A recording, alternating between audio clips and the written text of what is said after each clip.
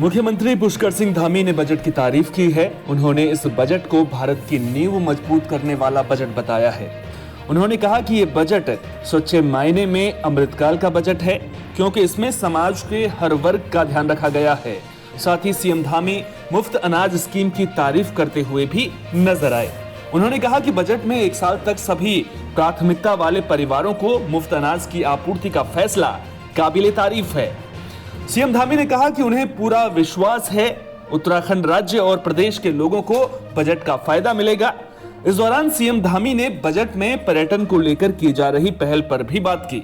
उन्होंने कहा कि इससे उत्तराखंड को भी फायदा मिलेगा।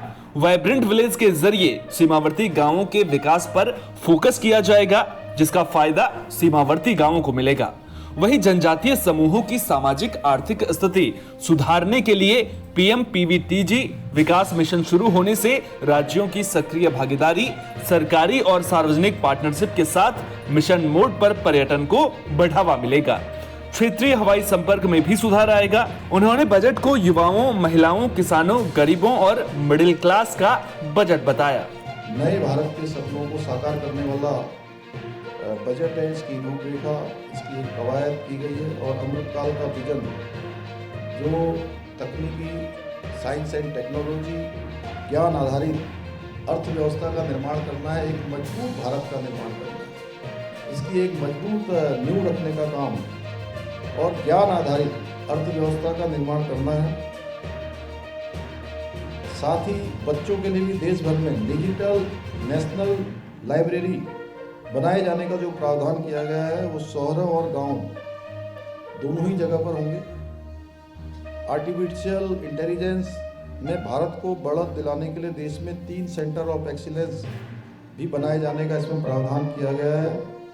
इसका उद्देश्य है कि आर्टिफिशियल इंटेलिजेंस के क्षेत्र में देश के युवाओं को पढ़ाई का विश्व स्तरीय जो ज्ञान है उनको प्राप्त हो, विश्व स्तरीय जो शिक्षा है वो उनको प्राप्त हो और आधुनिक युग के पैमानों पर अब भारत ने हर क्षेत्र में ये तय किया है कि किसी भी क्षेत्र में भारत पिछड़ेगा नहीं, यानी कि भारत दुनिया का नेतृत्व करेगा। हर भारतवासी के मन में इस प्रकार का एक विचार, इस प्रकार का संकल्प भारत की सरकार ने इस बजट के माध्यम से निश्चित रूप से प्रस्तुत किया है। जोशीमठ में दरारें आने के बाद राज्य और केंद्र सरकार अलर्ट नजर आ रही है।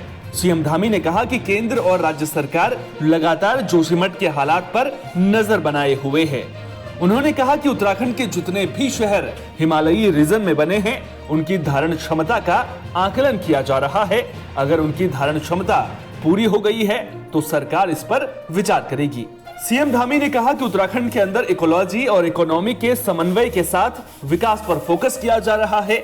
8 संस्थान जोशीमठ में सर्वे भी कर रहे हैं, जिनमें से कुछ भारत सरकार के संस्थान हैं। उनकी रिपोर्ट मिलने के बाद सरकार इस पर विचार करेगी। हल्द्वानी के बनभूलपुरा में रेलवे की जमीन पर अतिक्रमण मामले को लेकर 7 फरवरी को सुप्रीम कोर्ट में सुनवाई होनी है। सुनवाई से पहले प्रशासन, रेलवे और वन विभाग की टीम इलाके में सर्वे कर रही है। एडीएम अशोक जोशी से मिली जानकारी के मुताबिक जिले में पहली बार नई टेक्नोलॉजी के साथ भूमि सर्वे का काम किया जा रहा है। वन विभाग, राजस्व और रेलवे की जमीन का सर्वे कर सटीक नक्शा तैयार किया जाएगा और फिर तैयार नक्शे का राजस्व अभिलेखों में दर्ज नक्शे से मिलान किया जाएगा। एडीएम ने कहा कि जल्द ही सर्वे और सीमांकन का काम पूरा होगा। सभी टीमें संयुक्त रूप से रोज बनभूलपुरा इलाके में सर्वे कर रही हैं।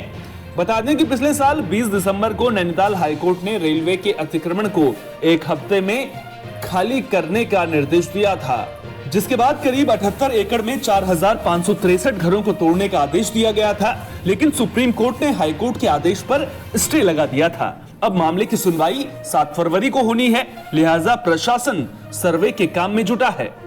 देखिए, हम राजस्व विभाग के माध्यम से वन विभाग और रेलवे सभी लोगों को साथ लेके इस सर्वे कर रहे हैं। कल तक हम इसको, जो हमारा ट्रेडिशनल वे होता था सर्वे का, उससे कर रहे थे, लेकिन उस पर जब पिलर नंबर 5 जो फॉरेस्ट का था उसको लोकेट करने में थोड़ा ऐसा लगा कि ये कुछ त्रुटि आ रही है, मतलब वो जहाँ पे आना चाहिए था वहाँ पर नहीं आ रहा था। तो इसके लिए ये आज DGPS सिस्टम के माध्यम से सर्वे किया जा रहा है। ये सर्वे के लिए सबसे एडवांस टेक्निक है, जिसमें आप देख रहे होंगे कि फीता वीता डालने की कोई आवश्यकता नहीं है। सैटेलाइट के माध्यम से स्वयं ही अपनी डिस्टेंस और एंगल कोऑर्डिनेट सब ये इससे निकल जाएंगे। तो चूँकि फीता डालने पे ये हो रहा था कि कहीं पे ट्रक खड़ा है, कहीं पे मकान आ गया, तो फीता इधर उधर हो जा रहा था। तो इसलिए ये DGPS सिस्टम से हम कर रहे हैं, और इससे ये पूरी संभावना है कि जो भी इससे रिज़ल्ट आएगा वो 100% एक्यूरेसी के साथ आएगा। अभी हम फॉरेस्ट की बाउंड्री फिक्स कर रहे हैं।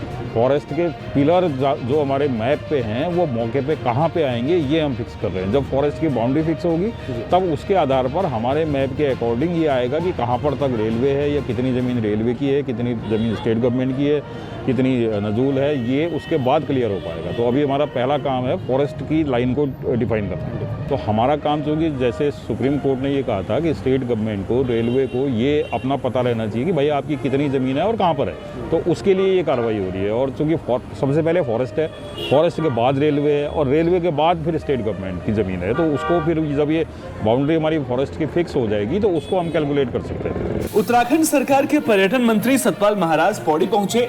इस दौरान उन्होंने पैराग्लाइडिंग का शुभारंभ कर बिलखेत के ग्रामीणों को बड़ी सौगात दी। उन्होंने साहसिक खेलों को पर्यटन की दशा सुधारने का जरिया बताया। उन्होंने कहा कि हिमाचल प्रदेश की तर्ज पर साहसिक खेलों से पहाड़ी झीलों की दशा बदली जा रही है। एडवेंचर स्पोर्ट्स का लुत्फ उठाने के लिए अब पर्यटक लैंसडाउन से वापस लौटने के बजाय बिलखेत भी पहुंचेंगे, जिससे पर्यटन को बढ़ावा मिलेगा। सतपाल महाराज ने जल्द ही न्यार घाटी में पर्यटन की संभावनाएं बढ़ाने के लिए वाटर स्पोर्ट्स शुरू करने की बात कही है, जिसमें कयाकिंग और राफ्टिंग शामिल है। उन्होंने कहा कि पर्यटक पौड़ी पहुंचकर हिमालय की सबसे लंबी श्रृंखला का दीदार भी पहाड़ के रमणीक स्थल में पहुंचकर कर सकते हैं। हमारे लैंसडाउन में पर्यटक आ रहा है और उसके बाद वो सोचता है कि क्या करूं मैं। तो हम चाहते हैं कि ये पैराग्लाइडिंग की एक्टिविटी, ये हमारी जो हमारा फ्लाइंग सफारी है, ये सब जगह यहाँ पर हो। और भी हमारी बहुत सुंदर घाटियाँ हैं और इस प्रकार के स्थान हैं जहाँ पैराग्लाइडिंग कर सकते हैं। यहाँ पर एयर बलूनिंग भी हो रही है, और अपने आप में अगर आप टर्की में कापाडोसिया में जाएं तो हज़ारों बलून्स वहाँ उड़ते हैं। इस प्रकार के बलून्स यहाँ होंगे जिसपे हम लोगों को ब्रेकफास्ट भी करा सकते हैं, और लोग यहाँ की सुंदरता और हिमालय का जो रमणीय दृश्य है, आच्छादित दृश्य है, बर्फ से ढकी जो पहाड़ियाँ हैं, वो आपको देखने को मिलेगी। तो हमारा टूरिज्म जो है उसको चार चांद लग जाएंगे। टूरिज्म लोकल लोगों को लाएंगे तो इस प्रकार के करेंगे। हम सभी इसको करने जा रहे हैं, बड़े पैमाने पर करने जा रहे हैं। मुझे यहाँ आकर के बड़ी खुशी हो रही है। और आपने देखा होगा हमारे यहाँ हिंदू के मेले होते थे, अब हमारे पैराग्लाइडिंग के मेले होंगे, ऐसा भविष्य का उत्तराखंड होगा। और केंद्र में बजट भी टूरिज्म को मिला है, बहुत बड़ी राशि जो है टूरिज्म को दी गई है। निश्चित रूप से उस राशि को लेकर के हम लोग अपने एडवेंचर टूरिज्म फ्लाइंग सफारी को हम बढ़ाएंगे। पतंजलि योगपीठ हरिद्वार की महिला मुख्य केंद्र प्रभारी साध्वी देवप्रिया के जन्मोत्सव के मौके पर कार्यक्रम का आयोजन किया गया। इस दौरान गढ़वाल और कुमाऊं के 8 जिलों की संस्कृति की छटा एक मंच पर देखने को मिली। रुद्रप्रयाग के ज्वालबा पैलेस में रुद्रप्रयाग, चमोली, गैरसैंण, अल्मोड़ा, बागेश्वर, रानीखेत, पौड़ी और टिहरी की महिला पतंजलि समितियों ने सांस्कृतिक कार्यक्रमों की प्रस्तुति दी। गढ़वाल और कुमाऊं की महिलाएं अपनी पारंपरिक वेशभूषा में लोक नृत्य करती और मांगल गीत गाती नजर आईं। पौड़ी की समिति के बेटी बचाओ और छुनका, वहीं रुद्रप्रयाग की समिति के रामी बोरानी की प्रस्तुति ने लोगों की आंखें नम कर दी। पूरी कीर्तन मंडली और हम आज झूमेलो करना था यहाँ छत्तीसगढ़ बटन हमने आज झूमेलो माधव सिंह भंडारी में, और बहुत ही सुंदर प्रोग्राम पतंजलि के द्वारा एक हम गए मतलब पतंजलि द्वारा इनके प्रोग्राम से आज, और बहुत ही अच्छे लोगों हम तने, क्योंकि हम ये जो साज सज्जा हमने हमारे पैरी वो भोटिया जनजाति से ची, और पुराना लोग जो भोटिया जनजाति के चमोली डिस्ट्रिक्ट के लोग इन्हीं ड्रेस इन्हीं साज सज्जा में रहते, तो हमने वही परंपरा दोबारा होना छा लगा, क्योंकि लोग अपनी संस्कृति बिसर गए, अपनी परंपरा बिसर गए। तो हम जो उन लोगों के लिए कह रहे कि आज भी चाहे तुम कहीं भी रहो, लेकिन अपनी परंपरा अपनी संस्कृति हमेशा जीवित रखा। कार्यक्रम यहाँ पे पतंजलि परिवार की तरफ से किया जा रहा है, वो यहाँ पे पूरे उत्तराखंड के 7-8 जिले का ये मिक्स प्रोग्राम है। तो हम लोग इसको गढ़वाल और कुमाऊं का एक आपसी तालमेल और आपसी प्यार और सम्मान एक दूसरे के प्रति, वो सब कुछ हमें इसमें दिखाई दे रहा है कार्यक्रम में। हम लोग यहाँ पर आए हैं, हमें बहुत ज़्यादा अच्छा और हम बहुत उत्साहित हैं कि हमें पहले तो यहाँ आने का एक बहुत बड़ा मौका मिला हमारे ये जन्म उत्सव पे, और हम लोग चाह रहे हैं कि हम लोग ऐसे मौके अपने बाबा जी के उसमें हम लोग ऐसे मौके हम लोग गवाए ना। हमारे से जितना भी हो सके हम लोग अपने पहाड़ी कल्चर को, अपने पहाड़ी प्रोग्राम को, हमारी मातृभूमि, हमारी मातृ शक्ति, और हम लोग अपने उसको आगे रखें। उत्तरकाशी पुलिस लगातार राजस्व क्षेत्र में शामिल गांवों का दौरा कर रही है और आम लोगों से संवाद कर उन्हें कानून व्यवस्था की जानकारी भी दी जा रही है। इसी कड़ी में शहर कोतवाल दिनेश कुमार पुलिस टीम के साथ रेगुलर पुलिस में शामिल गांव थाती, इड, पटूडी, कलीगांव, रतलधार और चौकी धौंतरी का निरीक्षण करने पहुंचे। लोगों ने पुलिसकर्मियों का फूलमाला पहनाकर स्वागत किया। इस दौरान प्रभारी निरीक्षक ने लोगों से इलाके में हुई आपराधिक घटनाओं की जानकारी ली। साथ ही लोगों को भरोसा दिया कि अगर कोई आपराधिक वारदात होती है तो उस पर तुरंत कार्रवाई की जाएगी। इस दौरान उन्होंने लोगों से नशा, ट्रैफिक और कानून व्यवस्था पर भी संवाद किया।